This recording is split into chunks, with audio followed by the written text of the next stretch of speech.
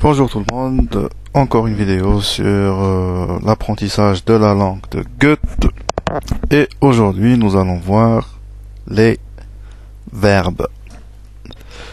Donc bien sûr le verbe, comme dans toutes les langues, est un des éléments les plus importants, voire le plus important de la phrase, puisque c'est l'action de la phrase. Donc les verbes sont très importants, mais en allemand, les verbes c'est ce qu'il y a de plus facile au fait.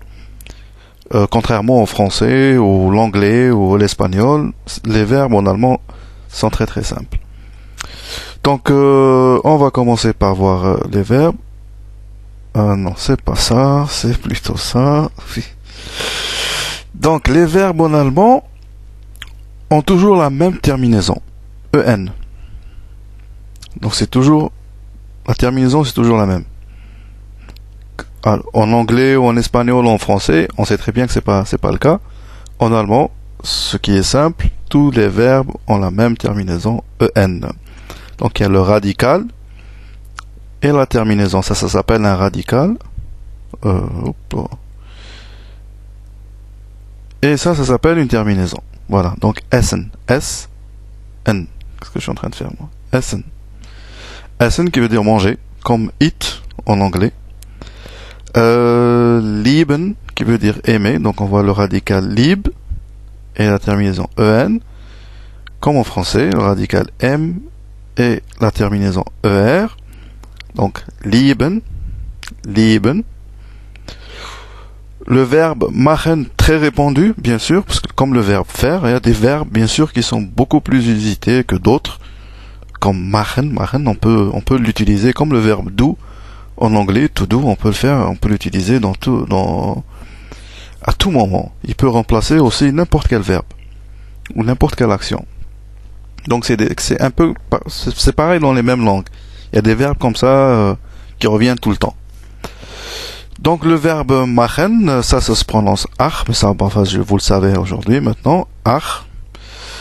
Donc machen, on a le verbe. On voit ici, comme l'anglais aussi, make, machen. Trinken, boire. Donc on voit déjà ici qu'en français ça change. Hein, on a à peu près les trois groupes ici. Hein, les trois groupes des terminaisons du français. Voilà. Trinken, qui veut dire boire. C'est comme drink en anglais. Lesen, radical, qui veut dire lire. Geben, comme le verbe give, qui veut dire donner. Enden, on voit le radical end, qui veut dire la fin, the end. Finir. Lernen, apprendre. Donc, c'est très simple. Voilà la terminaison des verbes en allemand. Toujours. Sans exception. C'est toujours comme ça. Toujours. Enfin, c'est simple, voilà. Donc, les auxiliaires, bien sûr, avec les verbes qui reviennent tout le temps, comme le verbe machen, il y a les auxiliaires, bien sûr, qui font la langue aussi. Hein. Donc, le verbe être et le verbe avoir. Et en allemand, bien sûr, les auxiliaires être et avoir existent. Et ils jouent le même rôle qu'en français. C'est-à-dire le verbe être, sein, enfin, sein, ça se prononce sein, ça va faire... c'est des verbes spéciaux en fait. Être et avoir, dans toutes les langues, c'est des verbes assez spéciaux. Avoir, ça c'est tout simplement avoir, et être, c'est aussi tout simplement être. Sauf que ces verbes-là jouent le rôle aussi d'auxiliaire, c'est-à-dire qui font l'action, ou qui renseignent un peu sur le temps de l'action, comme au passé composé. Je vais utiliser le verbe, par exemple, si je veux dire j'ai donné, donc le AI de j'ai, c'est en fait le verbe avoir. On utilise le verbe avoir pour construire une action. Et le verbe être, si je dis je suis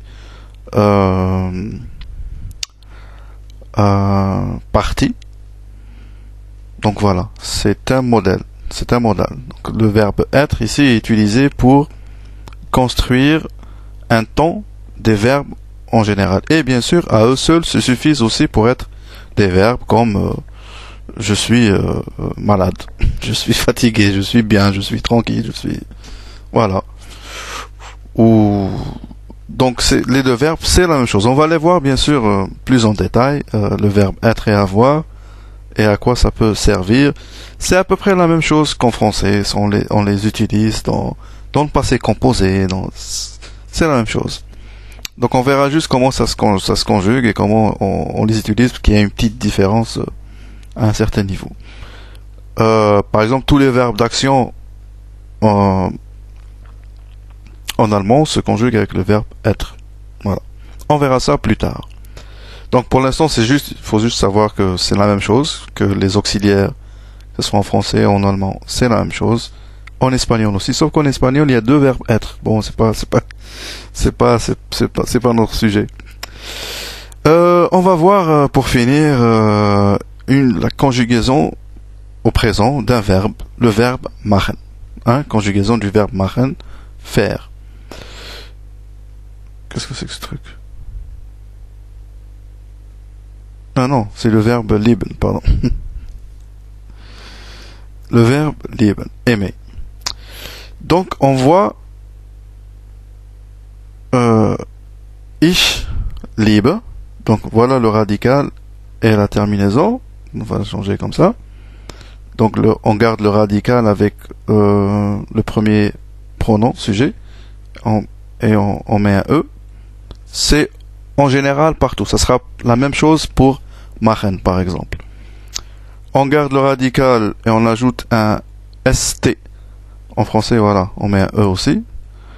Pour tu, on met un ES. Il y a toujours le S qui revient à la deuxième personne du singulier. En français et en allemand. Sauf qu'en allemand, on le prononce liebst.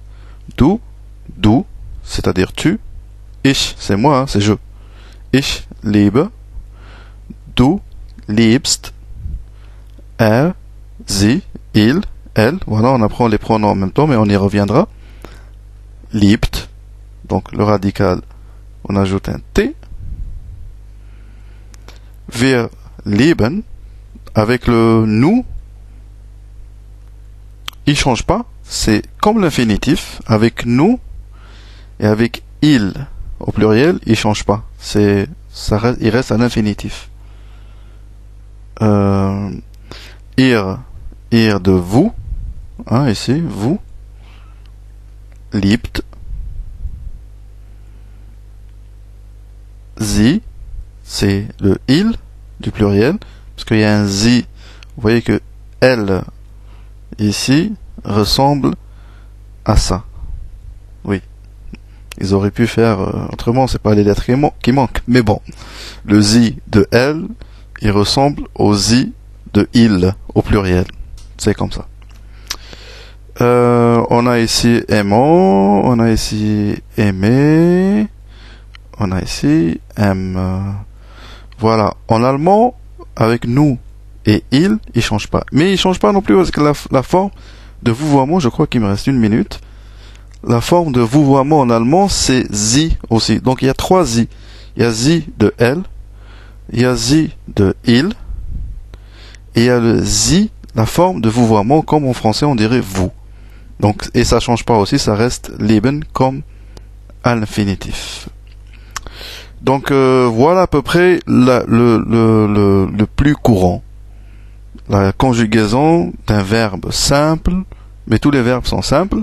Il n'y a pas de complications dans les verbes en allemand, en tout cas c'est pas comme en anglais ou en français.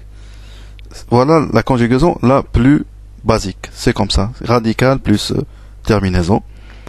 Et la forme de vouvoiement c'est sie, comme vous en français. Voilà, je crois qu'il me reste plus beaucoup, s'il me reste une minute.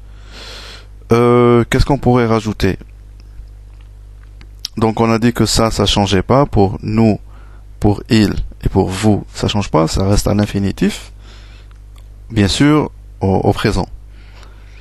Et voilà. Et ça c'est valable aussi pour toutes les langues, parce que ça aurait été pour tous les autres verbes. Ça aurait été le verbe machen, ça aurait fait ça. Ich mache. Du machst. Er macht. Wir machen, ça reste un infinitif. Ihr macht. Sie machen, de il. Et le sie de vouvoiement, il s'écrit avec une majuscule, toujours. Sie machen. Il s'écrit avec une majuscule. C'est comme ça qu'on reconnaît que c'est le sie du vouvoiement. Et c'est pas le sie de il pluriel, et c'est pas le sie de elle. Voilà. C'est bon pour cette fois-ci. Allez hop.